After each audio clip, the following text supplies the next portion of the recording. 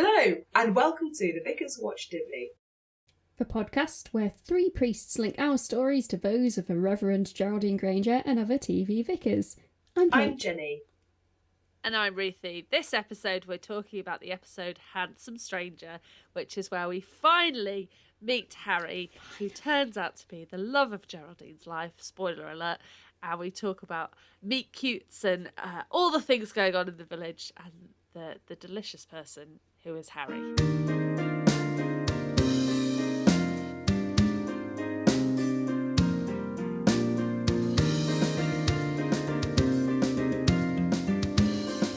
Hello everybody! Oh, it's so wonderful to be recording today. I'm really excited. I won't let on where we're quite excited yet.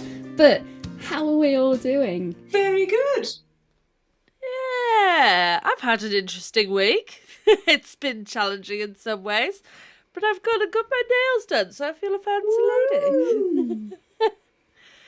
Very good. Yeah, but otherwise, there's been lots to love this week, apart from some downers that haven't been great.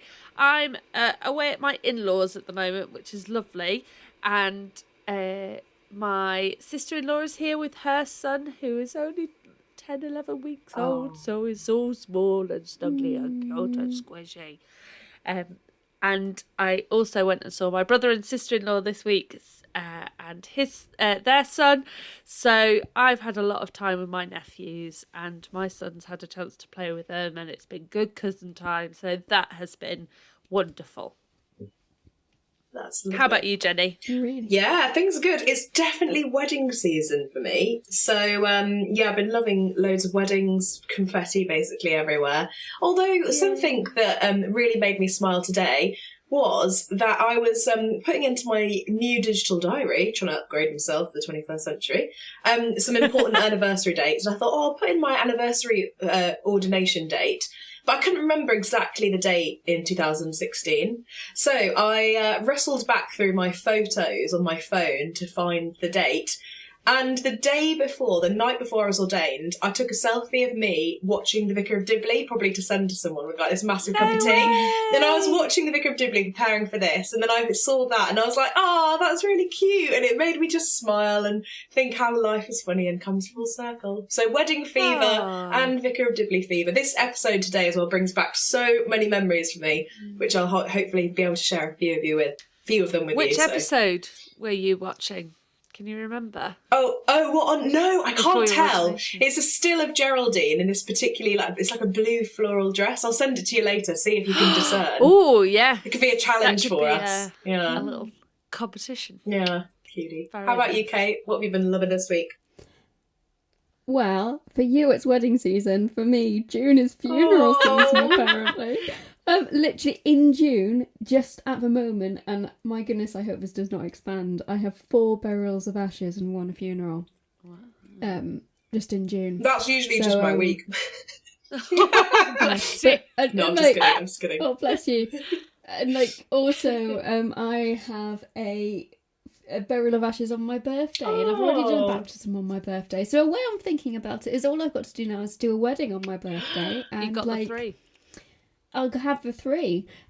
But actually what I've been loving is yesterday we had a quiet day. So in my deanery chapter, we try, if there's ever a 5th Tuesday in a month, we try to say that's our quiet day.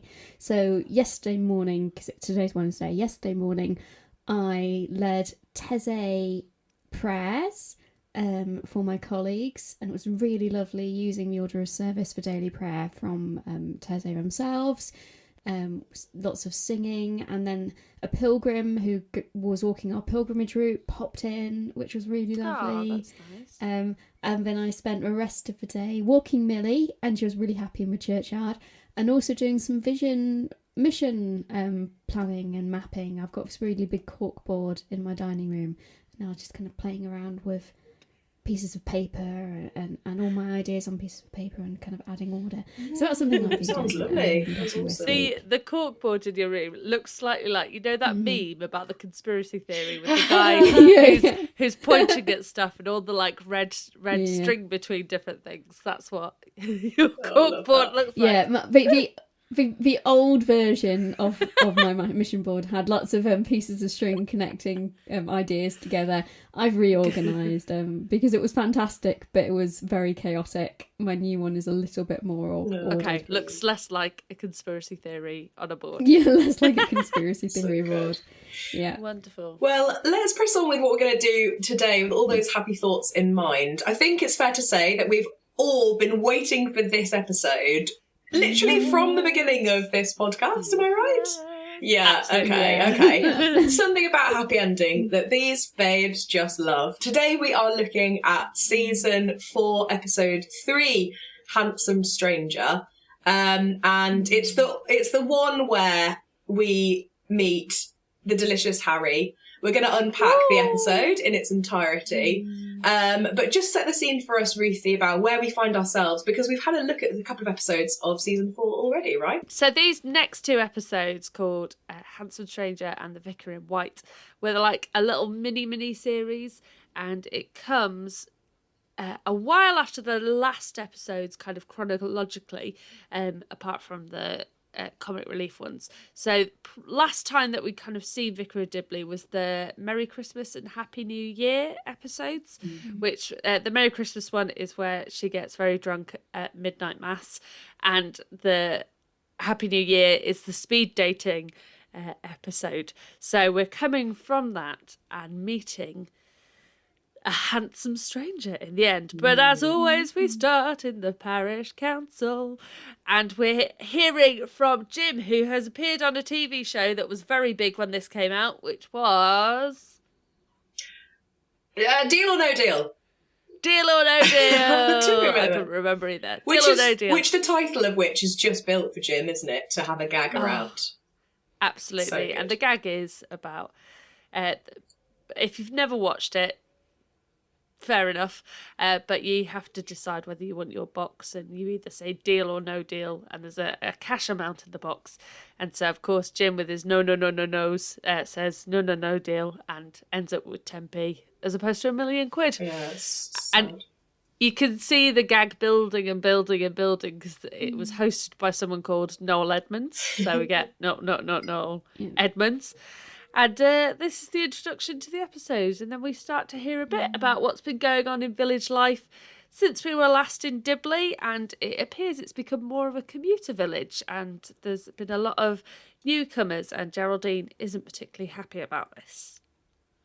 It's a very typical and kind of in conversation at the time that this episode was released, was that people who lived and worked in London were buying houses in the country, in the countryside, in villages, and they would barely spend any time in these houses, but they would use them as escapes, really, from London. So the conversation really was around that village communities were dying because there weren't actually many active residents in these villages. Yeah.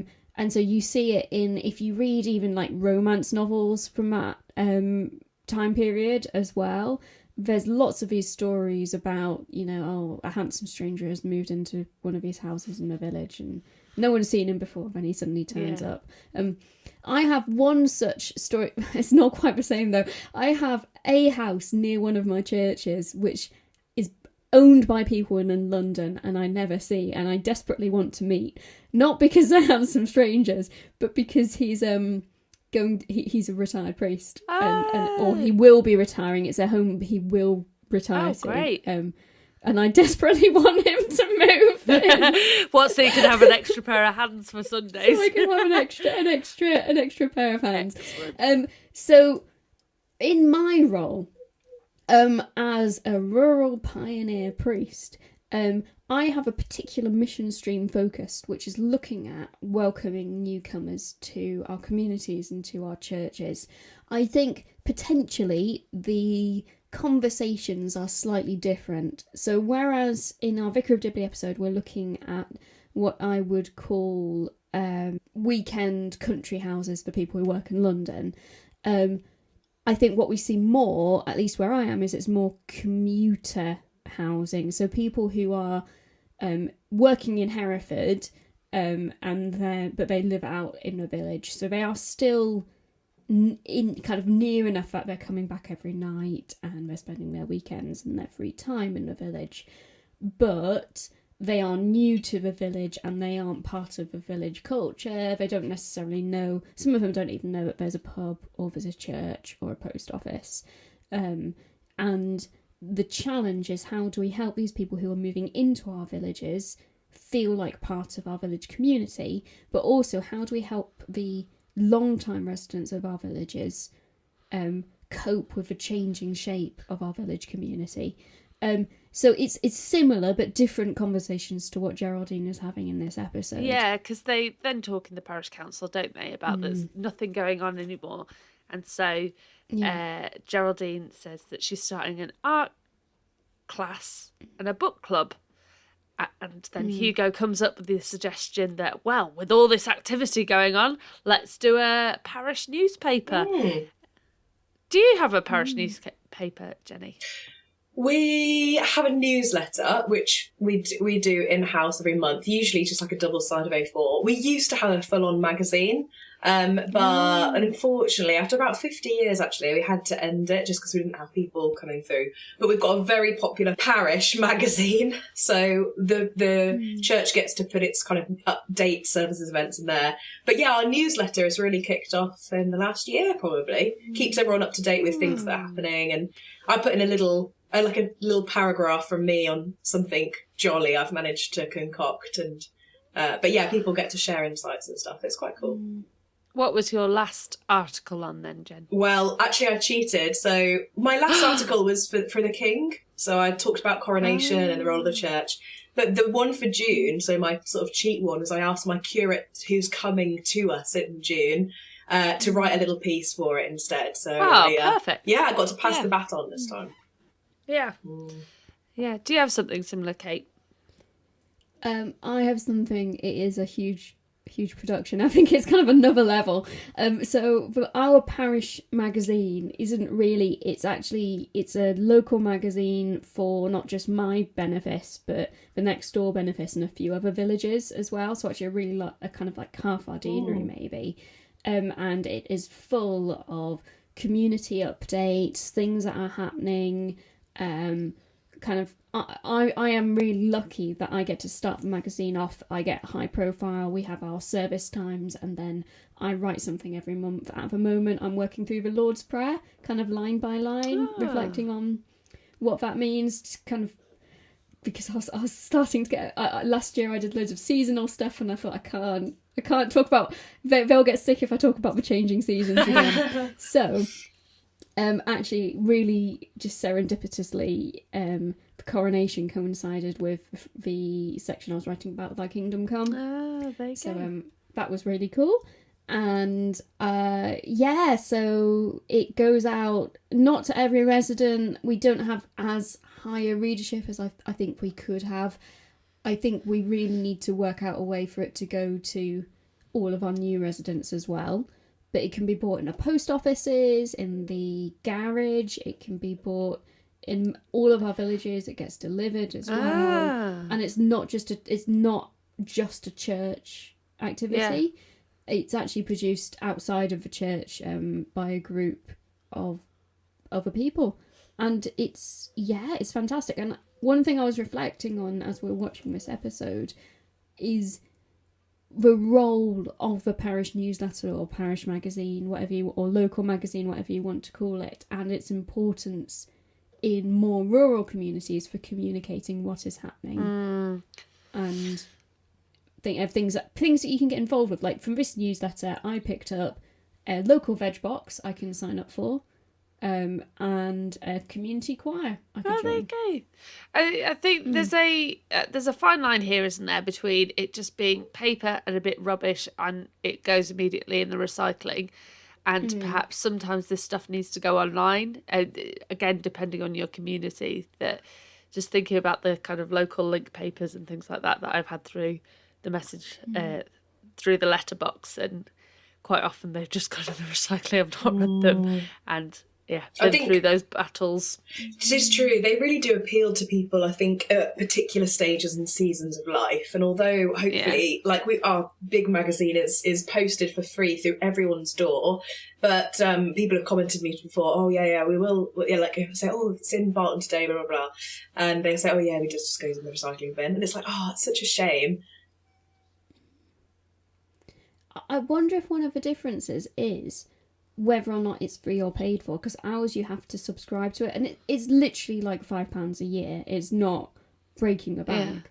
But I wonder if perhaps the act of having to pay for it kind of buy into it a bit, I suppose, means you're less likely to just throw it in a recycling. Yeah. So, dear listener, do you receive a newsletter? Do you receive a parish magazine? Let us know. And so the parish magazine is decided upon. Different roles are given out, and Jim is happy to be agony aunt so long as he gets to wear a dress or a frock. And David's keen to write the obituaries for people, which is a bit sinister. But before the meeting ends, they talk about how they get out a bottle of champagne, don't they? Because Geraldine has done 100 weddings in her time there. And so they decide to celebrate. And how many weddings do we think we've done then? Oh, blimey. Not 100. No. Now, I have done, I think, 1, 2, 3, 4 weddings and a wedding blessing. I have 2 weddings booked for this year and 4 for next year. Jenny, you seem to be the queen of weddings. How many weddings do Well, you think? I'm a weirdo, nerd, / I don't know if I'm just obsessed with myself, but ever since Curacy, I've kept a little record of every single wedding, funeral and baptism I've done. Like, I don't know why, just that's everyone, lovely. the names, the dates, where we were. I don't know why, I just wondered if I don't know, maybe I just like record keeping. But yeah, so when David pulled out the champagne, I was like, oh my goodness, that must mean that David has a really close eye on the registers, which quite excited me. But yeah, nowhere. I was like, oh, imagine having someone that knew your ministry so much that they would bother to count up what you'd done. And I was like, that's lovely. Anyway, so I went through my own registers and counted up what I'd done. I did 22 weddings as of yesterday. Wow. So I think I've done 30 by the end of the year, which is quite exciting. Yeah, you should be getting your bottle of champagne a lot quicker than Geraldine does, I think. Well, you never know, eh? You're cracking through them. Yeah. Love a wedding. And actually, kind of on keeping a note of things, I saw something that someone was doing where every Maundy Thursday, I think it was, or maybe it was every Tuesday in Holy Week, they sat down with a notebook and wrote down everyone they'd baptised, everyone they'd married, everyone they'd buried. And I really liked that as an activity, and I might try to do it, because then they prayed for them as well in doing that. But Geraldine's a bit upset by this revelation, isn't she? That it's been 100 weddings, because she realises it's been 100 times that she's been the vicar and she's never been the bride in the beautiful white dress. Do you know what? Before I got married myself, I came back to this scene time and time again, and would sort of joke about it and use it. And I think it's very funny, but I also think it's really memorable. And yeah, I do love this scene in a way. But definitely resonate with it as well. Yes, same. There's a lot of this episode where I'm like, oh, that's how I felt. Yeah. And I have a confession to make. I think I may have talked before about how the day I got ordained that evening, I watched a Vicar of Dibley episode, and it made me cry because it was like it was a moment of actually kind of fear and as being quite sad. And I usually claim that it's the very first episode and that parish council scene where she's being told off, being sent away. It was actually this episode. Because I suddenly had a moment of, I was and I still am single, and I had a moment of, I'm always going to be the vicar, never the bride. I've kind of moved past that emotion now, but yeah, is a powerful, like, when you think about it, I think we can joke about, well, I'm wearing a white dress. Yeah. Yes. And, I'm centre stage in this service as well, but you're not. You are there to try and be in the background rather than the foreground. and always the vicar, never the bride. Poor Geraldine, that is so painful for her. And after 100 as well, I think, and it's something that she has tried, she has obviously wanted, and the previous episodes in this sort of ilk of the Vicar of Dibley have all been about her searching for someone. We've seen her fall out of love, try it on, get rejected, maybe be proposed to and it not worked out. So we know that it's it's tough for her.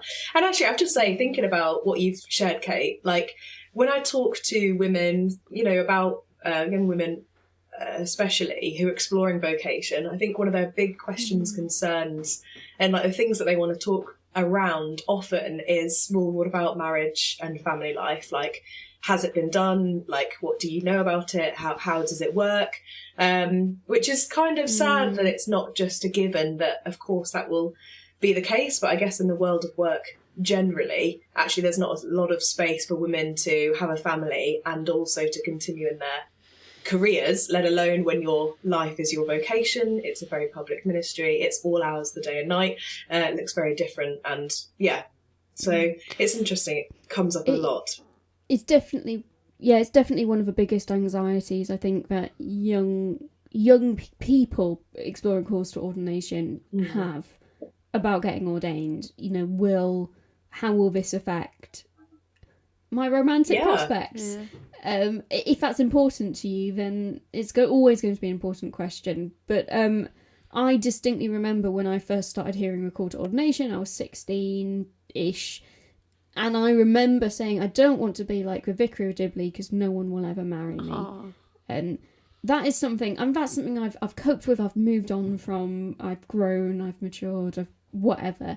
But at that time, it was a really severe concern for me. But what's lovely about this episode is it's optimistic, actually. Yeah. It gives, and in many ways, and we'll get to this, I think, later, but Harry is very, very close to all of our hearts, because in a way, he is the hope for a husband, or was the hope for a husband for many of us who struggled with the idea of being a single vicar.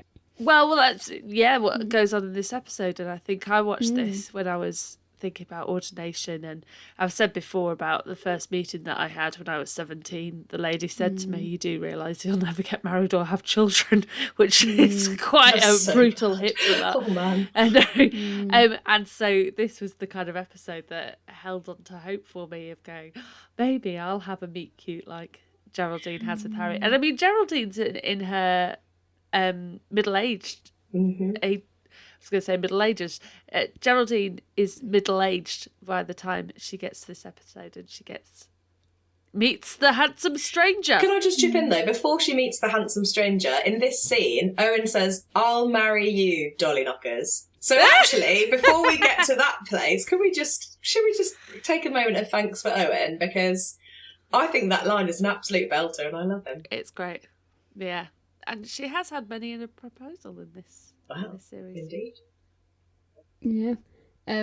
That's what you wanted to bring up. I was going to share something a little bit sweeter. I still occasionally have little fantasies that a handsome stranger will move into my village. Yeah. Go for it. Absolutely. Just occasionally I give in to that little fantasy, but it's also not something that you can healthily hang on to. Yeah. And this whole episode, there are lots of kind of callbacks to different episodes and previous romantic encounters and moments. So we'll be hinting at those later on. So we go from the parish council to the vicarage, and bless her, Alice is there, and she comes in from the kitchen saying, "I've been reading that fantastic new book of the Bible." To which Geraldine's eyes and eyebrows go up, and it's the Da Vinci Code. And do you remember the Da Vinci Code coming out and everyone going, "Oh, this is the thing that trumps all things in the Bible"? I don't really completely remember wrong this at all. I don't totally bypass this. Yeah, I sort of vaguely go, "Oh yeah," but it doesn't really mean anything to me. People still occasionally discover it for the first time and then act like... Okay, so here's some background. The Da Vinci Code, written by Dan Brown. It's a story about finding lost clues hidden in Da Vinci paintings by the Knights Templar, which hide this big secret that Jesus married Mary Magdalene and had children with her, and the descendants are still alive. that's a basic summary. I sound dismissive. Do you? I hadn't picked that up. Do I sound dismissive? Here's the thing. It's not... So the idea of there being an apocrypha to the Bible, because one of the things I believe that the story rests on is that there's some hidden books of the Bible which have been discovered. And there are many apocryphal writings which are discovered. And by apocrypha means something which is not considered part of the canonical writings within the library, that is the Bible. So there are some, they're called Gnostic Gospels, that's a word for you, which are accounts of Jesus's life, which are not the main four that we have in our canon. And some of these, describe different things that happened in Jesus's life. And generally, if it's not in the Bible, it's because by consensus, a large group of Christians said, we don't find this a trustworthy account. Yeah. So, for me, a lot of this stuff, which is all there's a conspiracy of hidden knowledge, stuff that was suppressed, is, for me, it's the point of those councils. Was it the Synod of Nicaea that particularly solidified the canon? It's not about saying, we need to hide a truth, but more, is this trustworthy? Is it easy to understand? Because some of the Gnostic Gospels are just so wild and difficult to actually understand what they're trying to say. John's pretty difficult to understand a lot of the time anyway. But, even more so than John, Gospel of Thomas is a bit wild and wacky, I think. I read some of these for a module in my undergraduate degree, and it's... for me, it comes down to what is the point? So Alice, in this scene, she says, I've been reading this and I've worked out, I think I could be the last descendant of Jesus, because Mary was the chalice receiving Jesus' seed. Receiving the genetic material of Jesus. And Alice rhymes with chalice. Mind blown. She has this moment of revelation. It must be me. I just kind of, from my perspective, what would be the point of hiding Jesus's family? If he had a family, and surely if Jesus married, that would solidify the kind of misogynistic male headship message that people would want. It would be something, Jesus being married and having children would be in line with actually kind of a sense of family identity, which is taught by the church.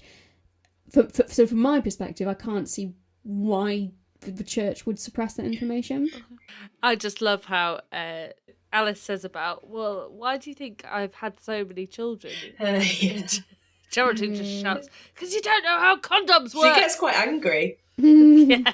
But they and I think it plays it well. It's this is just nonsense. It's just nonsense. And Geraldine takes this rage and frustration with Alice and decides to put it to good use, because they're off on a quest to go see the new townie who's arrived in the village. And Alice thinks, lovely, to go and welcome him into the village. And Geraldine says, no, I'm going to tell him to get involved or sod off. So they head off to Sleepy Cottage. They ring the doorbell. No one answers immediately, and she's cross about that. But eventually the door opens, and hello, Harry. And Harry in this episode is played by a chap called Richard Armitage, who I don't know if you guys have heard about or seen the new Netflix series called Obsession. No. Right. Because it puts Richard Armitage in a whole new light, and I've seen a whole Is it a lot rude more light? of him. Well, the premise is that Richard Armitage plays a dad who falls for his son's fiancée, and they have a very raunchy affair. I've seen an advert for that, and I thought, well, no, I'm just not going to touch that one with a bargee. I hate things like that. Makes me so sad. Is it good though? I've not watched it. I've seen it via Gogglebox, and then watching the kind of finale brilliant. for it and how it went. So Richard Armitage it plays You quite see, a different character in that. Didn't one. realise it was him. I was going to say my two other favourite Richard Armitage characters are from North Yes. and South. Robin Hood. Thorin Oakenshield. Oh, I was thinking Robin Hood, but Thorin Oakenshield as well, where he plays the Sheriff of Nottingham in the TV. If you had to Oh, he does, doesn't he? If you had to meet him in one of the shows, which version of Richard Armitage would you guys go for? Oh, Harry. Oh. Harry is nice. He's lovely. Oh, Yeah, I wouldn't want to meet Thorin no, Oakenshield but in North real and life. South, Richard Armitage. But North and is South. very nice. Oh, I've taken you to a rabbit hole. I've been like, I wouldn't come want down. to. I wouldn't want to live in that environment with the mills and. No. No. Also, lovely news. Richard Armitage recently came out, Oh, which really? is really nice. Yeah. He's Yeah. had a male partner for years. Oh. And but he's finally came out. What I thought was really sad about it is he came out in an article and he said he hadn't mentioned this because he was really worried it would affect what roles he was going to get. And I was like, that's really pants. Wow.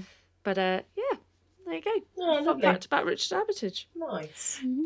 So, like us, Alice and Geraldine changed their tone very quickly as to how they were going to react to this chap as they comes to the door and they come in and lovely, and asking about books because Harry's unpacking lots of books and what favourite books might be, and Alice talks about the mole who knew it was none of his business. Have you read this book?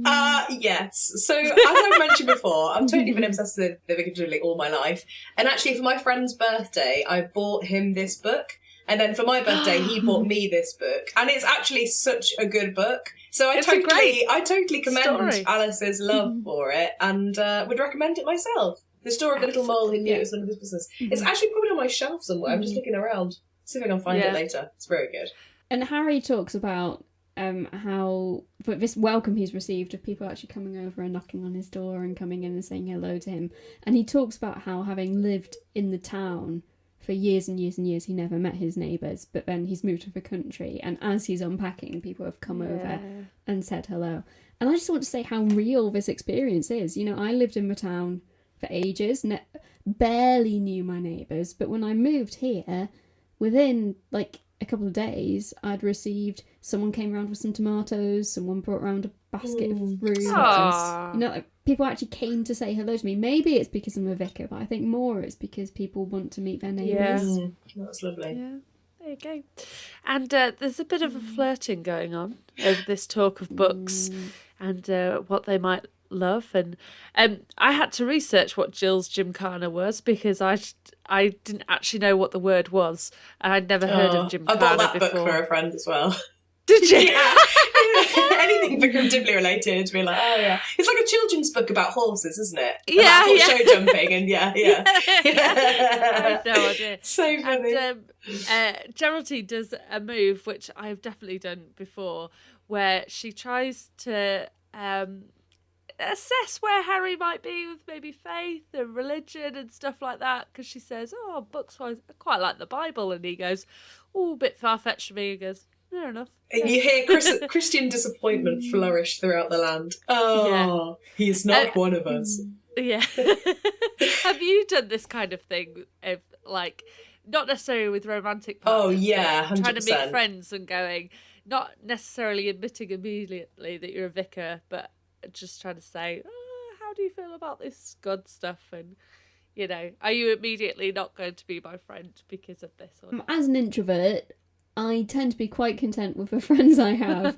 I'm less likely to go out in environments where people don't already know I'm the vicar. Like, where I live, everyone knows I'm the vicar. Yeah. So I wouldn't do that kind of fishing in the same way. I was just thinking of a time I went to a baby toddler group when we moved house to where we are now, and I sat next to a lady and we chatted for a few weeks, and then I finally got round to saying what I kind of did for work, and she was like, oh, and then the next week she didn't sit next to me again. Oh, that's so sad. I thought, no, Oh, you lost your I thought mother you were going to be friend. my friend, but Oh, jeez. but never mind. It can be a bit intimidating for people sometimes. I don't really know why. I guess it's because they think... I don't know what they think. But yeah, I think it can be off-putting, can't it? But... Yeah. People think we will be the moral police. Yeah. Like, they won't be able... Like, people really definitely, judgy. as soon as they know you're a vicar, they start checking their language around you and policing their conversation. And they probably think you're not going to have much of a sense of humour. Yeah. Well, yeah. Maybe. For me, I tickle those boxes. Oh, not true. No, just kidding. Just kidding. I quite like, actually, is it called like subverting people's expectations in terms of, you know, I don't know, random things, but I like being able to do that. And I think actually being young and ordained does really help with that. Well, being in the nail salon today, Yeah. everyone was talking about keeping up with the Kardashians and stuff like that. I'm like, I have very limited things that I can add to this. But the lady who did the nails has done my nails before, because for weddings and things like that while we've been here. And she just immediately outed me and went, I think I know you. And I said, yeah, you've done my nails here with my mother-in-law before. And she said, oh, you're the vicar. You just saw this. There were 3 ladies at the nail bar just turned around like, what? She knows about the Kardashians, baby. I love that. So cool. So, yeah. So we leave the flirting Harry after a very awkward encounter where Alice immediately insults him, and they go back to the vicarage. And it turns out that Alice has pinched a load of stuff after Harry said it was okay, including an IKEA lamp. Now, does everyone have this lamp in their house? Because I have one of those lamps. I don't have it, but I recognise it. I had it. Sorry. I had it, but I no longer have it. I just thought this is a household item that everyone has, this IKEA lamp at some point. Now, if it was a Poang chair, Everybody. I can say guarantee that there's a Poang in every vicarage in the country. I do not have a Poang. I am aware of Poangs, and my partner's quite keen to get a Poang, but I fit into the same bracket as well. Poang-free zone. But, yeah. And Alice justifies her stealing stuff because saying that being a descendant of Christ, she is without sin. What on earth is she on about? Who knows? Well, it's a misunderstanding of, like, if you're without sin, when we talk about Jesus being without sin, we mean he never sinned. Whereas Alice seems to have interpreted it as being not only heritable, but also that it means that you can get away to sin even more. with doing whatever you want because you're incapable of sinning. Even if you're doing something naughty, it's not sin because you're a descendant of Jesus. That's Alice's line of logic. In the real world, to be without sin means that you have never sinned. And there's a whole theological conversation around that, which we will not get into. No, let's go to an art club instead. Way! Which is one of the things that Geraldine has set up. And for some unknown, stupid reason, like, Geraldine should have known this was a bad idea. For the first art lesson, they do a life drawing class, which, for those unaware, a life drawing class is a drawing of a nude model. And so all the rest of the parish council are there and are surprised of seeing a lovely lady taking off her robe in order to be drawn. Why did she think this was a good idea? Because the human body is beautiful and Geraldine is pure of heart. Maybe, actually. Maybe because not, actually. I don't know. Because it's pretentious, like, proper art. Like, for it to be a proper art class, it has to be life drawing. Yeah. What really frustrates me about this scene is that there's just no conversation about etiquette. Geraldine says, this is what we're doing, and then she leaves. And that just makes me really uncomfortable. Yeah. Like, that's just not how it would really be done. Yeah. No, bad plan. I would be quite interested in going to a life drawing class. I think it'd be interesting. I wouldn't want to be the one being the model, but yeah, my mum's quite the artist, so I grew up with her kind of sketching, and I think I even went along to one or two things where she was doing her drawing, and I would be like playing around outside or whatever. But our home is actually, my family home is actually filled with like portraits and pencil sketches and charcoals of like Oh wow. naked people, which I never really questioned until like my partners or like, my friends would come over and they'd be like, oh my gosh, you got loads of naked drawings of people around the house. Which is in the lounge really, but still I never even thought about it. But actually I have done life drawing before. I have not been the model, I was drawing. And I would say it was a very, just like a very liberating and very beautiful experience. That's what I thought, yeah. But it was also, if I'm being totally honest, for a hen party. So there was that edge that was a bit cheeky. But actually, because I was doing it with family members as well, and friends, it did actually feel just like really, actually, yeah, bodies are beautiful and we can celebrate them. And we played like some games around like drawing with our eyes, blindfolded and that kind of thing. And having to guide someone else and just like, I don't know, having the opportunity to think about the human form was, a beautiful thing. But I realised in Dibley it was not the same. In fact, all the guys are just stunned into silence for the entire hour, aren't they? Including Frank. Yeah. I wonder how many naked women Frank has seen. But Geraldine has to leave because she realises she's forgotten the biscuits, which are an essential part of any life drawing class. And so she heads out and bumps into Harry. And Harry has a little chat with her and has heard through the grapevine that there's a woman vicar and makes, first of all, makes some rather racy comments about it before making assumptions about who she is. That he says that it's rather attractive, isn't it? It's like women in uniform, the crisp white exterior with the promise of softness beneath. Yes, he says there's something sexy about the white collar. And I think what we have is this really beautiful kind of, he's definitely flirting with Geraldine, kind of, not even knowing that she's the vicar. He's kind of saying, oh, look at me, I am a sexual being. Isn't that exciting? But then he kind of pulls himself back and he says, actually, we should, you can almost hear his internal monologue being, I shouldn't be kind of talking raunchily about someone I've never met. And then he says, I'm sure she's a nice plain lady with white hair and smells a bit of lavender. Which I think is the assumption for a lot of women, because is that's what they look like. Yeah. I'm feeling not great about this. About Harry thinking about nobbing I don't the like vicar. this, you know? Yeah. Don't you? No, I don't. Is there a bit of cassock chasing? Yeah. He does disclose later that he dated someone who was going forward for ordination. Didn't end well for them. Didn't end well. It didn't end well. I remember watching this again after being ordained and thinking, oh, phew, there will be some people who will find me attractive even though I wear a dog collar. There's a question here, though, as well, which is, when do you disclose? If someone doesn't know that you are a vicar, when do you disclose and how do you disclose? And I will admit, I've had little fantasies about suddenly revealing that I'm a vicar in various social situations, just to see people's reactions. I'm a vicar. Or as I call it, whipping out the dog collar. Woo!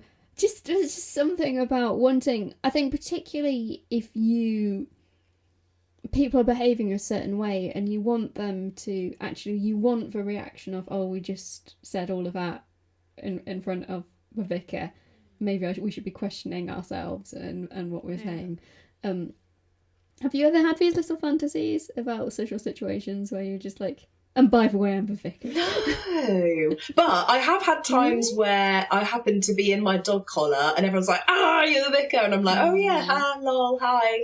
One of them was when I accidentally broke the law by driving too fast, and I wore my dog collar to my day of, you've driven too fast, you've committed an offence, you need to relearn why the speed limit is in place. And I was wearing I'd come from something. Anyway, I was wearing a scarf and I took it off and everyone was like, oh! And I was like, oh, right. And they were like, oh my gosh, you shouldn't be here. As in like, oh, how could you have sped in your area, you outrageous beast? But I was like, well, do you know what? All of us have fallen short of the glory of God. So actually, here I am, babies. Oh dear. And then, wow. But I know what you mean. There is, there is that. I know sort of what you mean, but yeah. And blessed Geraldine does try to say it, but a phone call interrupts her, and she just stands there awkwardly while he talks to it, and he says, "Forgive me," and she's like, "I'm very good at forgiveness." Yeah. And we also have in that scene, he asks her out. It's so lovely. He says, "You're the only other sane person in this village." And we're getting these little hints that they are on a level and they have similar interests and similar reaction to things, and that he's just genuinely interested in her and getting to know her. And I'm smiling because it's so cute. Yeah, it's just lovely. So Geraldine returns to art club, and none of them have painted anything because they've been too distracted by the beautiful lady in front of them. And it's all very embarrassing, really. But we move on, and Geraldine goes to get ready for her date, and then they go to the local pub for a date and sit there all flirtatiously and having a lovely time. And Harry talks a bit about his dating history. Yeah, so this is when he says that he's previously dated an ordinand, as we would call them, someone who's training to be a vicar, but he just couldn't get past the dog collar. Yeah. Felt like God was watching them. This He's bigger than me. And exactly. I think that this just indicates that they just definitely weren't a match then. I feel like that's False. fine, but they just weren't a match. No, because we'll argue about this at the end. Oh yeah.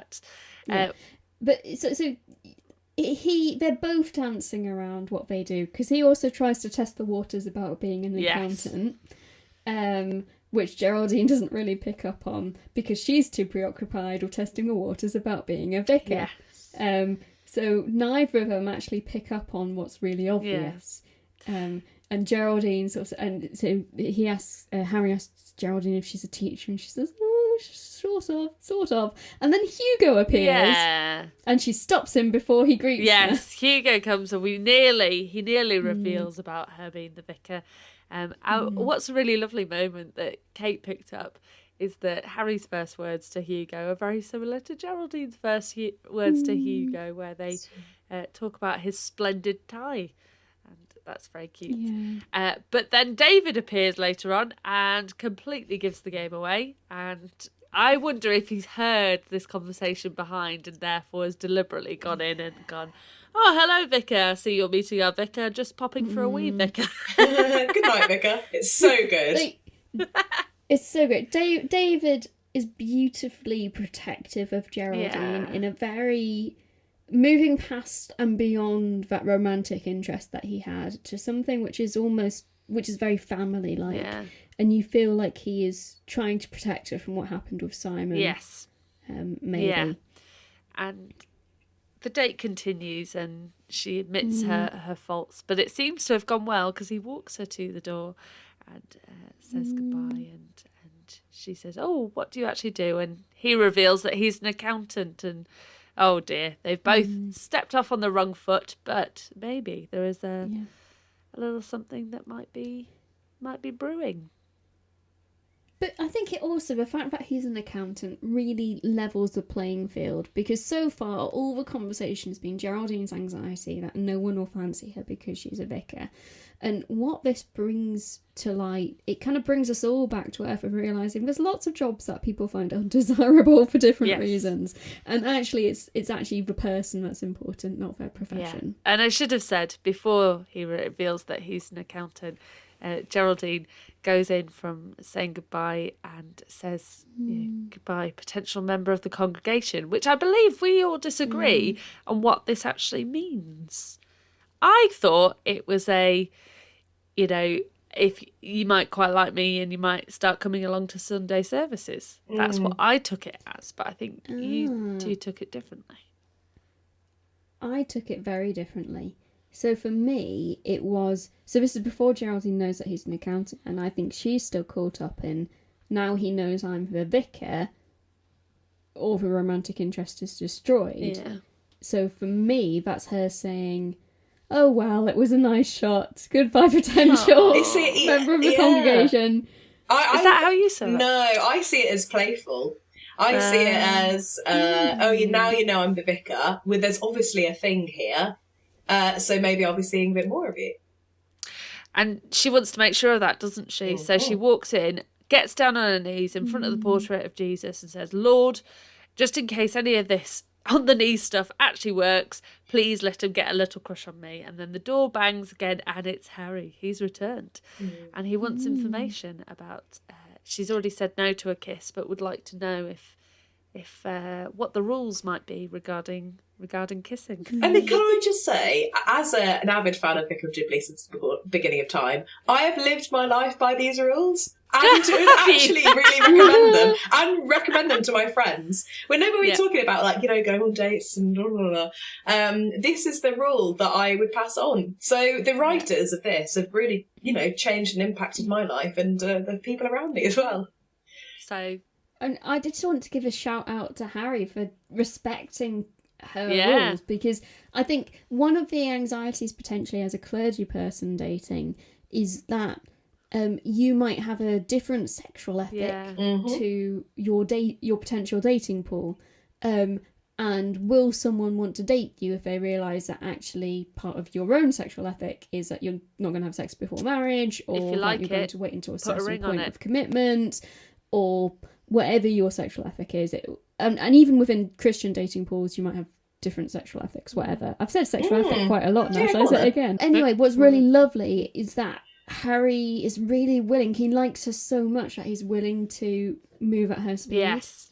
It's just lovely. Yes. Oh, and he goes away again after confirming the rules. And third date is definitely yes, with tongues for kissing. And Geraldine goes back in, points at Jesus and says, "You are good." And the door knocks really again. Good. So And it's lovely. Harry, and he says, "No excuse this time. Just wanted one last look." And he puts his arms on the door Now, frame. this and is where we disagree. it's just so sexy. And Jenny disagrees, but it's so sexy. Jenny doesn't I like think it's super cringe. He goes, I just needed one last look. Puts his arms on the doorway, goes, ugh. I'm like, I'm tingling just thinking of it. Oh, really? Yeah. The way you describe it, Jenny, yes, that's cringe. I do think it's a bit. But it's just his earnest interest is being displayed, and not in this sleazy way like it was with Simon or any of the other male interest. Like, there's just an actual, I really like you and I just want to keep seeing you energy. I don't quite read that, but I like your interpretation. Like Hugo, I'm just going to stay positive to cheer things up a bit. What did he say? Earlier on in the episode, he goes, I just like saying bravo because it cheers things up a bit. So although I don't agree, bravo! Let's just keep things positive, shall we? I do like the hand smooch, I will say. Harry is a gentleman. He's not able to kiss her on the lips, but he does give her a kiss on the second time he visits the vicarage, which I think is really lovely, very respectful. And then it's the third time. Is this very... Like, there's lots of Austen call-outs. Yeah, big episode. time. And in fact, that's something we've picked up in previous episodes as well. Like, there seems to be a lot of Austen tropes just round and about. Like in Alice and Hugo's romance. And, like, had he been in North and South by this point... North and South is not an Austen romance, but it is of a similar genre. Yeah. Geraldine is feeling very buoyant after this very successful first date. And she's feeling very happy to go to the book club. And like you, Jenny, as you've revealed earlier, I bought the book on Beauty by Zadie Smith because of this episode. And I haven't read it yet. I want to make this confession myself. It's on my shelf. I did exactly the same. I thought I must read it because it's on the Vicar of Dibley. Bought the book, I've never read it. I probably have read the back cover. I've definitely read the first 2 words on Beauty. I'm very impressed by both. It turns out that the book club have not done that either. None of them have read the book. But including Geraldine, by the way. Including Geraldine, and she baked the cake. Why should I have to read the book as well? So good. So instead they decide they'll find a book that they have all read in order to discuss that. And the gag is that it sounds like a very serious discussion that they're having and talking about depression and how friendship can help pull people out of depression. And it turns out that they're discussing Eeyore and his friends in Winnie the Pooh. Which, quite frankly, I would be part of a Winnie the Pooh book club. Like, love it. It was just beautiful. To be honest, I'd be part of a cake and tea club. I love books and I love reading. I probably like having to read a book for a club though, but I think there's something about inside me that would just rebel. I did too much of that in my undergraduate degree. Quick question. Favourite Winnie the Pooh character? So, I mean, I've disclosed to you, right, that my dad, my family uses Winnie the Pooh characters to describe it for each of us, right? I am one of Rabbit's many friends and relations called Small. Small. My mum and dad are Pooh and Piglet. My eldest sibling was Eeyore, and my other brother and sister are Kanga and Roo. What about you, Jenny? What's your favourite character, or who would you say you are? I think I'm probably a bit of a Tigger. In fact, I've got a colleague that calls me Tigger. We bounce around doing church stuff together. But when I was in primary school, I had a little tiny, 4-inch soft squidgy piglet. And I loved that piglet so much. I had a little yellow scarf. I used to hold it wherever I went. And so when you first asked the question, it was just bing, Piglet that came straight to mind. So I probably am a bit of a Tigger, but absolutely love Piglet. I think I switched between Tigger and Eeyore. But that's the joys of mental health. I can be one or the other. Yeah. I mean, we probably all take turns with the characters, don't we, in different seasons and things. But that's what to be. So from the book club to the art club, and we've chosen a different location, and we're going for landscapes instead of portraits today. And Geraldine leaves them all up there to go get something else. Can't remember what it was. She just says, I'll come back in 45 minutes. I think she's just letting them crack on. She just says, I'll come back. So she leaves the art club up there and disappears off, and they're discussing their different art techniques. And then as she turns around, she spies from the churchyard Harry. And so does full-on gymnastics to run down the hill to catch up with him and have another romantic encounter. She has a very sweet moment with him holding his hand, but I just need to say it feels very much like Geraldine is hosting these village community activities, but she is not engaging in them or participating in them in any meaningful way. Yes, she baked the cake for the book club, but she didn't read the book. She wasn't planning to read the book. She's hosting this art club, but she isn't actually doing any of the art.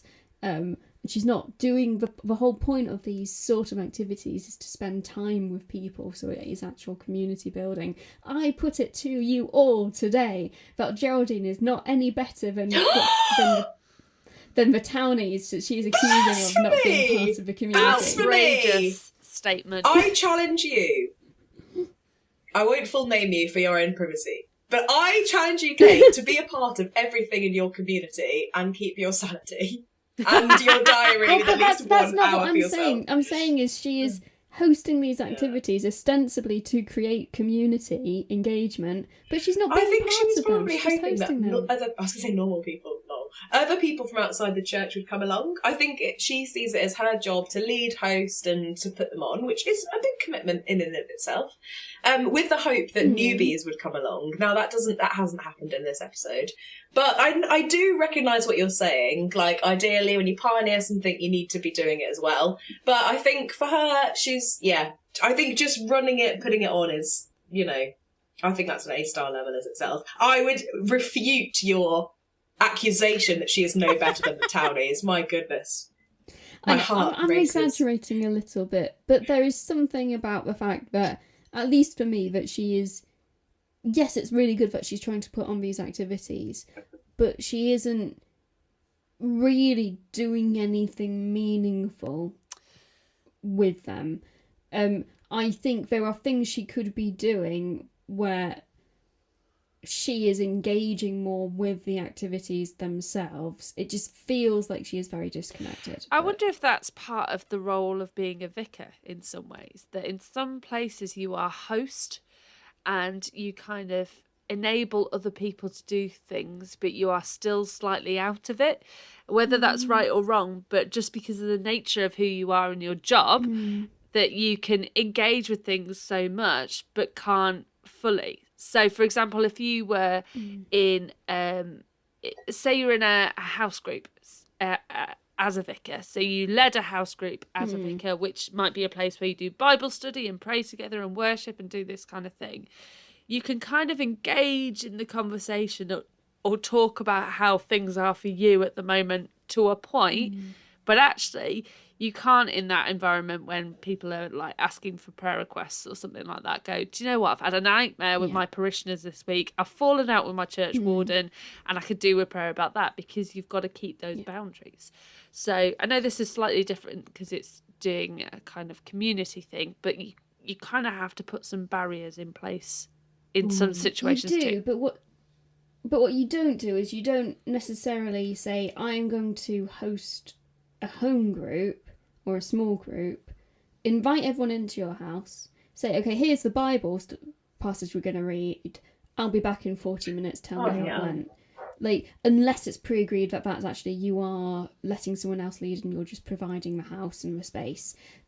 Like, I think for me, the issue is less that she isn't fully engaging, because she could hold the art class, but she could be present and she could be walking around, commenting on people's art, giving them, or really clearly saying, I'll be at the back of the room, like, getting the refreshments together. But it's a fact that she just walks off and seems to be, like, gone for 40 minutes, an hour.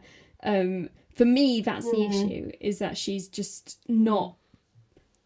That's the issue for me. I know what you mean. Yeah. And so she disappears from this art one to go on a little romantic stroll with Harry, and he asks a very sweet question about what would be the appropriate level of intimacy for such an occasion. And they hold hands and wander off, and the whole audience goes, oh, and it's lovely. Yeah. And I think she has the warm, fuzzy feelings, because we're later on. I think it might be the same day, this, actually. They're back at the vicarage. Well, she's just back at the vicarage and watching Sense and Sensibility, a classic Jane Austen film. Classic Jane Austen book, but the film that she's watching is the Emma Thompson and Kate Winslet version. Oh, no, I would disagree. There's a BBC adaptation that I love more. I could watch this one on repeat. Sorry, you carry on. Oh, no, I can't stand... But Alan Rickman is Colonel Brandon. Yeah, but Edward Ferrars is Hugh Grant. Yeah, he's awkward and cute. Yeah. No, he's such a wet blanket. This is like the only film he's in where he's totally lovable. But then lovable. isn't Edward Ferrars a little bit of a wet blanket? Yeah, he's supposed to be soft and... But, we've got a new Mr. Collins. Edward Ferrars, in this other adaptation, has got a bit more gumption. Like, he's got a bit more kind of... He talks a lot more about duty, and he's not just being, like, squashed by his family. He has his own moral code, whereas Hugh Grant in this, I can't stand. Alan Rickman as Colonel Brandon, yes, absolutely. But and that's the film where Emma Thompson met her husband. Oh, didn't know that. She married Willoughby. Did she? Yeah. What's his name? I did not know that. That's going to change my viewing forever. Yeah. Oh, Willoughby. You're such a Marianne Jennings. No, anyway, I'm not. I want to you be are a mix. such a Marianne Jennings. You are such a Marianne. So I want to be a mix. Geraldine has been watching Sense and Sensibility. Willoughby. She's been having a bit of a cry. Harry turns up, and we get that she goes on a very long rant about how no one would ever react the way that Emma Thompson does to the proposal in Sensibility, where you just go, It's so shocked. It makes me emotional. She jokes around about this, and then says, "Oh, Harry, you must have been here for a reason." And Harry somehow makes accounting sexy. Well, this is the start of their third date. So he's due to come... What I realised in this episode, this time watching, he's due to come over. And then when she opens the door, he's crying. He's like, oh, should I go away? And then he's like, oh, well, you know, we're here for our third date. And because of that, there's something very important I need to settle. I do not want you to go into debt. And you're at risk of going in arrears. And she's like, what? A debt? And it's all like, very serious. What's going on? Has he stumbled across the church accounts and all is not well? And then suddenly we realise it's one big fat chat up line and he just wants a big snog. with Thomas. Yeah, I didn't think this was pre-planned though. I think he manipulates the situation. I like to imagine him at home, just in case. But like to imagine him. he's thinking about, how can I go round and see her and meet up with her and go, I turn up, then it might be a third date, and then I got the impression that at this stage he's very much just dropping in on her whenever he can, in the same way that she is bumping into him whenever she can, and that he has sort of contrived that he's carrying on their little banter of kisses and when you're allowed to kiss, and he's saying, right, well, if bumping into each other and going on a little walk counts as a date, then me just turning up can also count as a date. Therefore, and he's come up with this little nerdy accounting pun, which I've realised just as I was reflecting on this, that two of my favourite romantic characters in comedy series are accountants. So Harry from Vicar of Dibley. My second favourite comedy romance accountant is Ben from Parks and Rec, and they both make these little comedy, these little accounting jokes, and obviously what I find attractive is nerdiness and intelligence. And anyway, he makes accounting sexy, and the line, we wouldn't want you to go into arrears, would we? Very racy. How that works, it does. And then Geraldine kind of sneaks into his arms to settle her accounts. Check the accounts.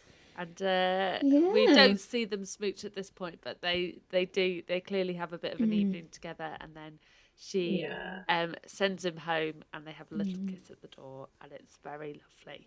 And then there's this moment in this episode where it's kind of like, I think it's a passage of time. So like it goes to dark, and then it goes light, and then it's morning, and either it's just the next day, or I wonder if it's hinting that there's a bit of a passage of time, that there's been a few weeks or something like that at that point, but it might not be.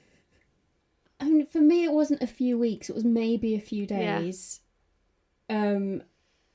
There is a passage of time, but I don't think it's a significant passage of time. I think if it was a significant passage of time, we'd be given more signs such as, oh, the leaves are changing colour, or here's a farmer's was previously sowing some seed and now is harvesting, or we'd see a much clearer marker. Yeah, fair enough. But they're meeting again, and Geraldine goes to sneak up on Harry, and he receives a phone call, to which he answers, "Hello, darling."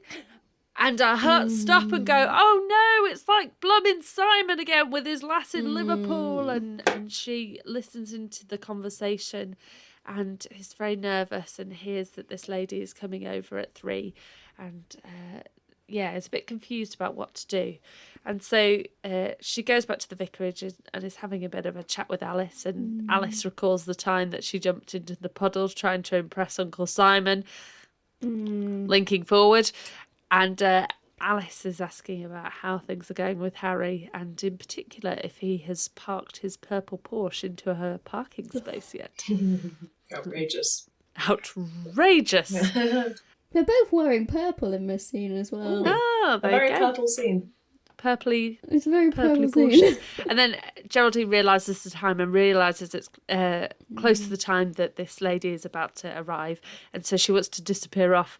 But unfortunately, Alice wants to come too, and Geraldine says no and no and no, and then Alice is insistent, and Geraldine says, "Fine, I'm going to Narnia," and essentially shoves Alice in her cupboard and just disappears off and leaves her in the cupboard going, Mr. Tumnus. It's very funny but very sad. Obviously it couldn't happen in real life, but it's absolutely hilarious for Channel 4 or whatever. BBC. And then this transitions into a montage of Geraldine stalking Harry and this lady, spying on him, following him and this beautiful lady, played by Keely Hawes.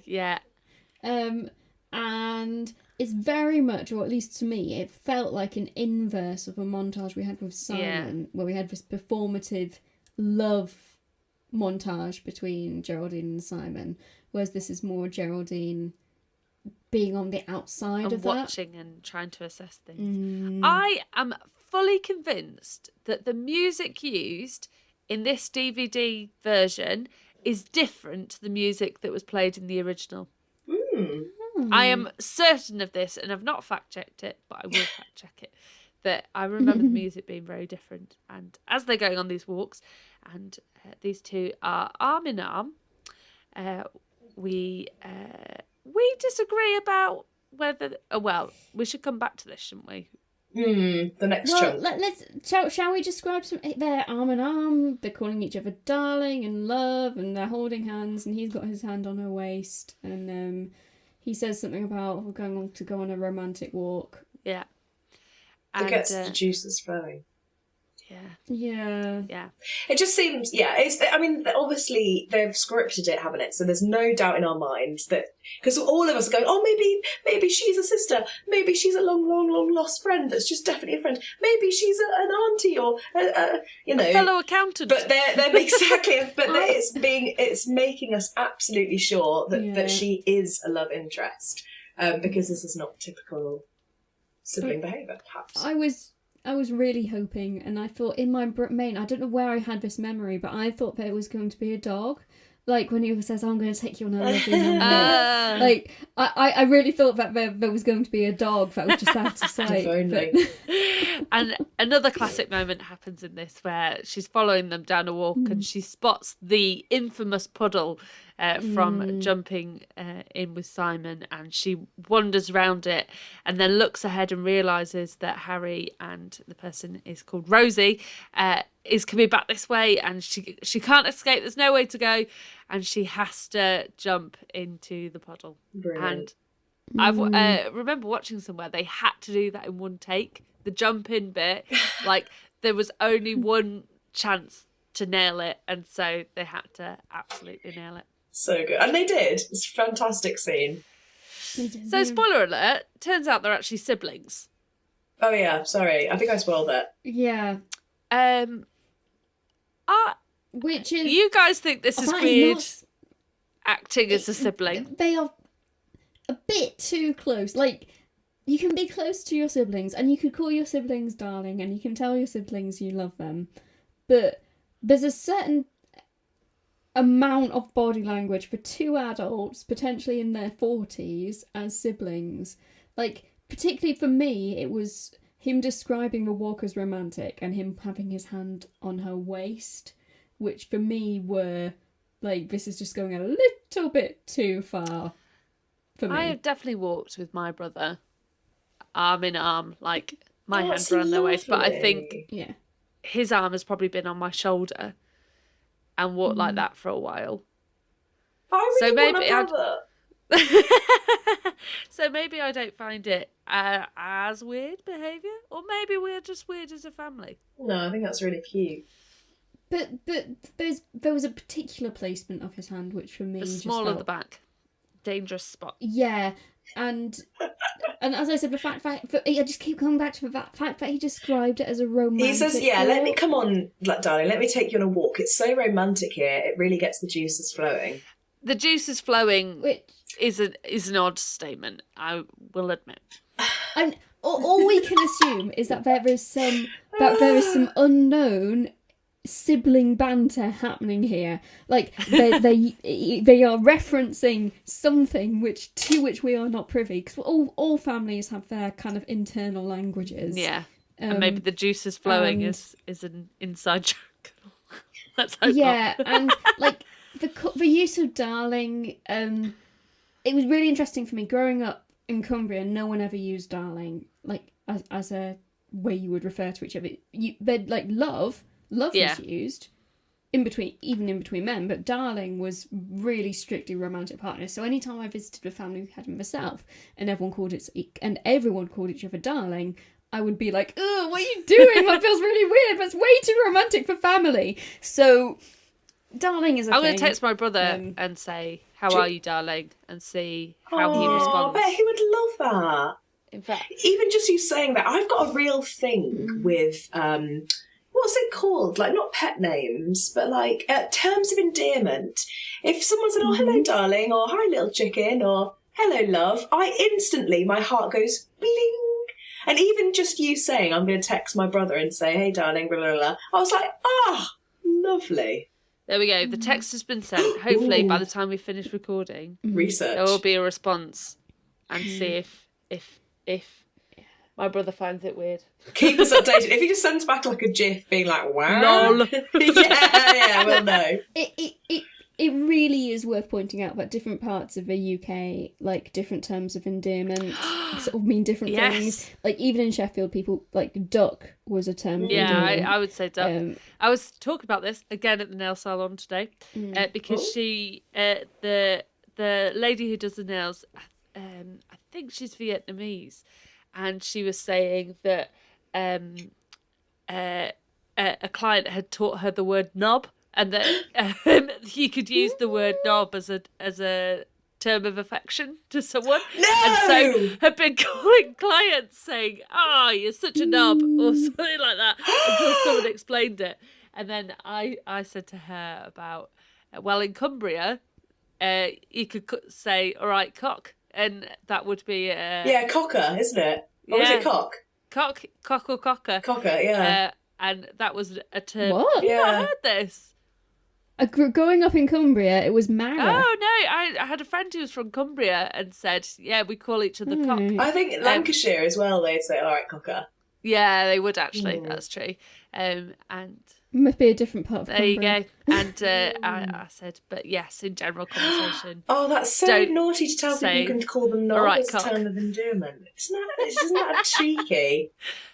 Well, it's not a lie, because close friends sit and banter like you would.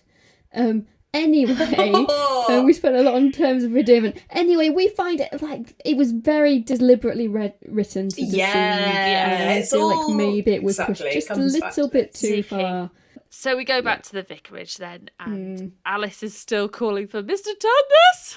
That's so sad. Geraldine is covered in mud from head to toe and just pushes Alice out the door and comes into her living room and says something about when all else fails, and reaches for the copy of the Holy Bible, takes it out to open it, and we think read a passage, and actually it turns out it's full of chocolate, and she has a nibble, and we feel sad for her. Yeah. The same Bible that you have. Yeah, I do have a Bible with a hole in it. I think there's something about that, just linking that scene to the puddle scene. The music is like, da da, and she arises from the puddle and looks evil. And then she just seems to breathe out, and it's just sadness. And I think that's echoed here. It's not anger anymore. It's not jealousy. It's not confusion. It's just, gutted. It's happened again. Yeah. We're all there with you, Gerry. Yeah. So she runs into Harry and Rosie outside the vicarage. Harry is really excited to introduce Rosie to Geraldine. So there's a certain tragic reading of Harry just hasn't picked up on how other people are interpreting everything that's going on, his relationship with Rosie, and how Geraldine is interpreting. He's just really excited to introduce his sister to Geraldine. And Geraldine is very gracious in the scene, is very kind and says nice things, and then says this line about, I do cut price weddings for people who are nice about me, and funerals. And Harry laughs at this and says, she's really funny. And there's a line here that she says something along the lines of, yes, that's me. I'm funny. There's no need to be attractive when you're as hilarious as I am all the livelong day. And that's a line that I felt described me for a very long time. I still do sometimes, actually, of thinking, do you know what? I'm not that attractive, but I can make people laugh, and maybe that's what my role is to be. Mate, you're hella banging. And you're absolutely hilarious. So I empathise massively with Geraldine this scene when I first watched it. Yeah. Yeah, so we then have a dream sequence. Just again, this is now a callback to the David Hawson romance. Yes. Sean Bean. We now have a dream sequence of a wedding. This time it is Harry and Rosie's dream wedding, and some strange vicar who is not Geraldine is taking the dream wedding. in the church, And Geraldine stands up and lip syncs to a song where she's singing "It Should Have Been Me," which is very, very Dawn French. If you don't know, is a comedy duo, The French and Saunders, with Jennifer Saunders. And one of the things that they did on a little bit of French and Saunders was lip syncing to various songs in a comedic fashion. Yeah, it's fabulous. And there's a line about him coming round and gave me a smile. And at this point, Geraldine looks daggers and Alice just gives him the finger. It's very, very funny. And she ends up punching them. And there's a whole dance sequence with the boys as well in their kind of coordinated waistcoats. And it's, just brilliant. And from this dream sequence, we head back to the parish council, and they're going through the paper, and Geraldine is clearly in a very bad mood and no nonsense. And Hugo's written a hard-hitting headline, which is "Dibley villagers dying of rabies," and the entire article is just the word no. No. Owen has taken some absolutely appalling pictures of topless ladies, creating a page 3 girl, which they do still exist, which is very sad, but I think they at least have bras on sometimes. We don't get to see the photos, just to add. No. For those of you who don't know what a page 3 girl is, in certain tabloid newspapers, very commonly, at least 10, 20 years ago, on page 3, that was where you would get your nudie photo. Exactly. And Owen has taken pictures of a few different relatives getting older and older, and they are very disturbing photos. So we move on from that to hear about Agony Aunt and Jim. And Jim has an inappropriate letter that can't be printed because it's inappropriate. It's Owen. It's Owen. Let's just leave it like Owen. that. But he's had a different letter, hasn't he, that's arrived from a lady who has written a letter saying she's in love with someone, but it turns out he's no longer in love with her, and what is she to do about it? And it's clear from the way that Geraldine acts that she accidentally she wrote this letter to Jim whilst very drunk the night before.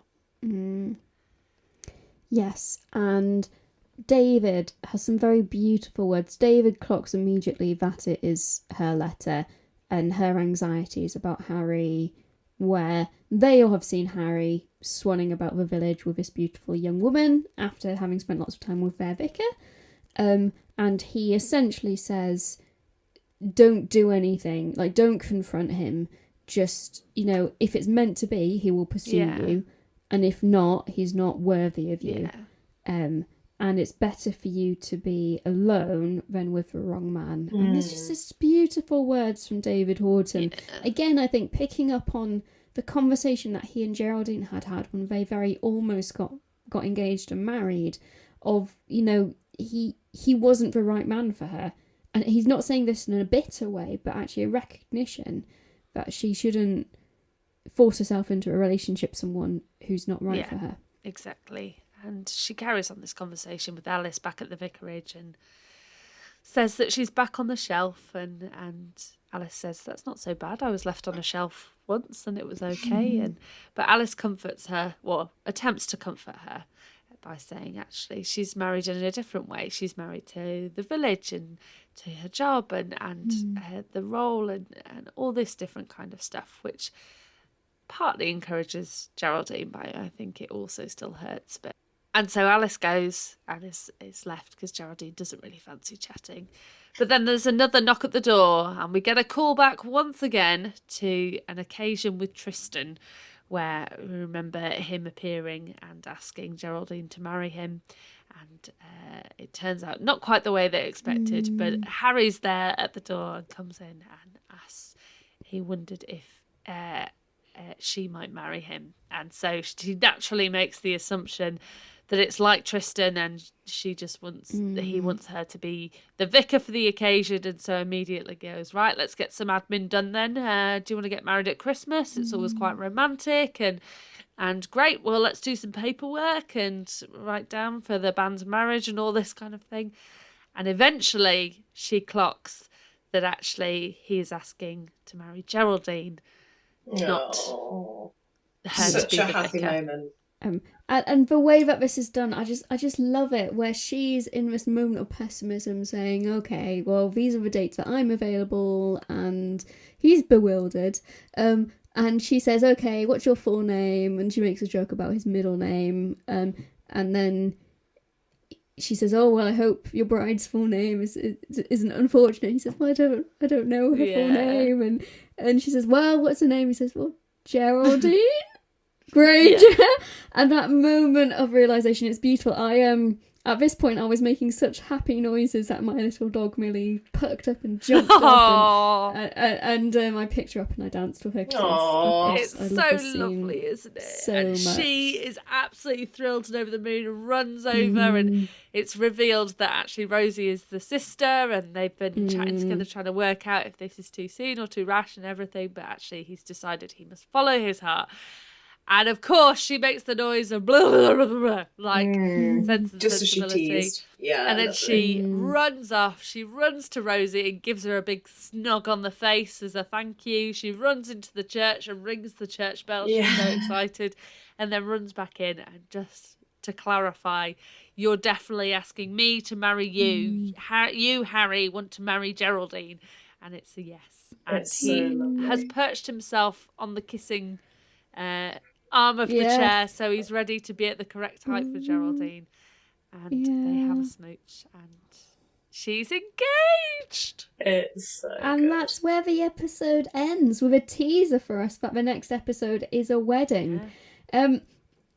So before we sort of call everything to a close, our next episode, we're going to be evaluating all of Geraldine's romantic interests. So maybe we won't get too much into Harry.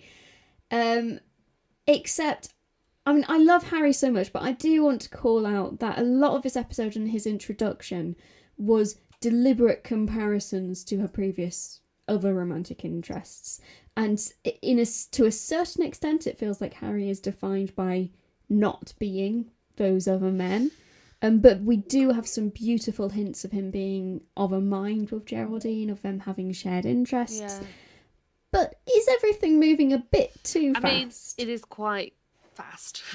We don't know the exact period of time, but I was at weeks getting engaged, but it was faster than I thought it would have been. Yes, I was chatting to someone who, she'll have got married this past weekend, and she said it was about 2 months into her relationship she knew this was the person she was going to marry, which is a bit of a Christian cliche, isn't it? But there we go. I would come back at you though about it being his only character trait is that he's not like the other people that she's dated before, because I think in my own life, when I've seen that someone has a different character trait to someone that I've perhaps dated before or fancied and it's not gone well, going, actually, this person being the opposite of that has been very attractive. But I didn't say that that was his only trait, just that it felt like he was being defined by. Yeah. But we do get glimpses of other parts to him. It moves a bit too fast for me, and for me, the key defining feature of it moving too fast is she doesn't realise he's proposing to her, and she also doesn't trust him enough or know him well enough to understand that he isn't dating this other woman. Yes. I think for me that's of course people can be very, not saying that it's your fault if you don't know that your partner is cheating on you. No. At all. But for her to, if she has that uncertainty, if there is an uncertainty about the definition of their relationship, of, she doesn't even feel like she can be angry at him because she doesn't think they're actually in a relationship, should they be getting engaged. I wonder... I think the best part, really, even if we do say, this is a bit quick, is actually Harry has done exactly what the books do and what he initially sort of hinted at or asked of Geraldine when they first met. Has any handsome stranger ever come round these parts and whipped you off your feet? Yes, it might be fast. Yes, it might be perhaps out of character for Geraldine to move this quickly. Maybe we didn't see it coming, all of this in just one episode. But ultimately, our girl's got her man. She's been whisked off her feet, and they're running into a future and a wholly happy ending. Perhaps. It's time for a wedding. It is time. In a very Mufasa way, it is time.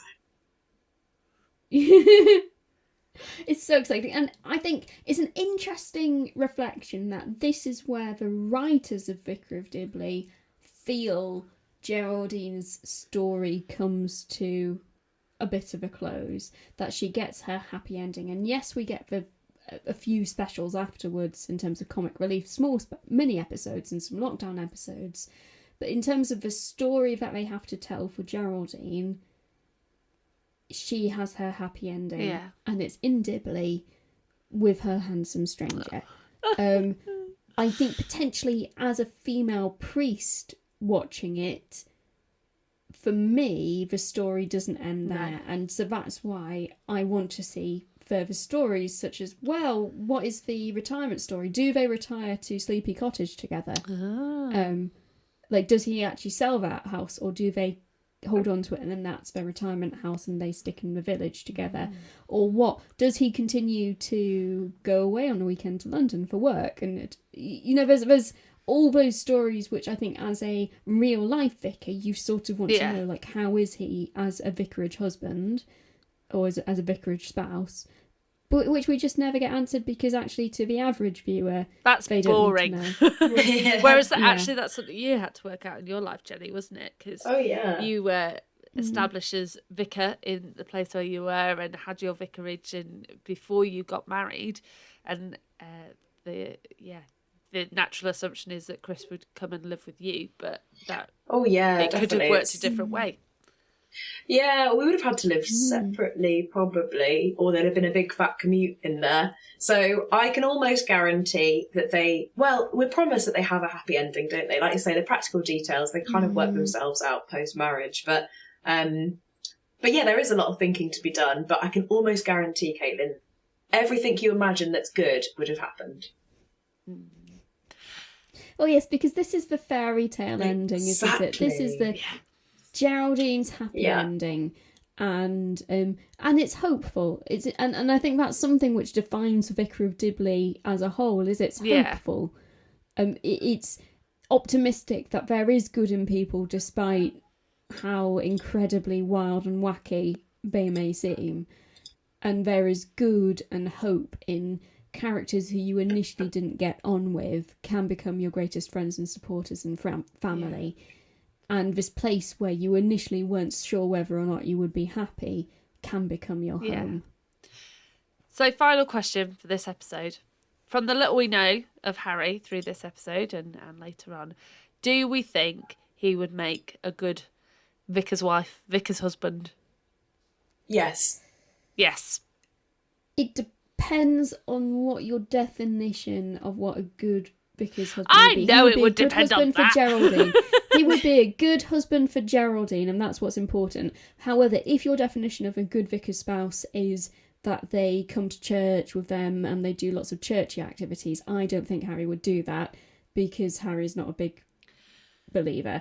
But I don't think that should be your definition of what a good No, but I think he would be good at the kind of stuff that you would accidentally do even if you weren't involved in church. So if someone knocked at the door, I think even if it was a slightly odd person, he would be kind and compassionate in the way that he, compliments Hugo on his tie and things like that.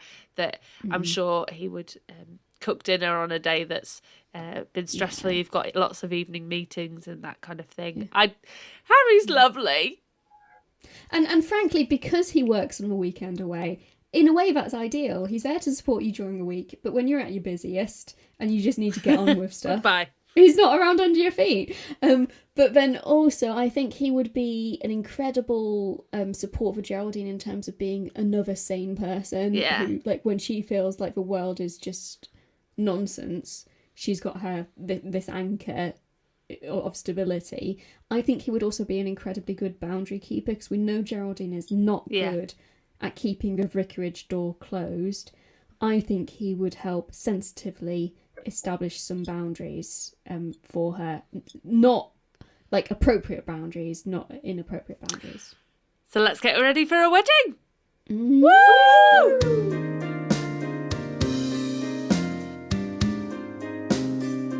We hope you've enjoyed this episode of the Vicars Watch Dibley. Thank you to Toby for editing our ramblings. Any views expressed in this podcast are our own and don't necessarily represent those of the Church of England or any other organisations with which we are affiliated. And as always, bless you for listening. Why do accountants make good lovers? Oh no! Is it like because is it horribly gross? Like they divide the legs and help you multiply? No, it wasn't. In primary school, there was the thing like I'm gonna divide your legs, and Gerry! Because and help you multiply. It's the last bit and help you multiply. Oh my goodness! What was the actual joke? they're good with figures. I think my friend in year 5 could tell a much raunchier joke about accountants and their lovemaking. Sorry.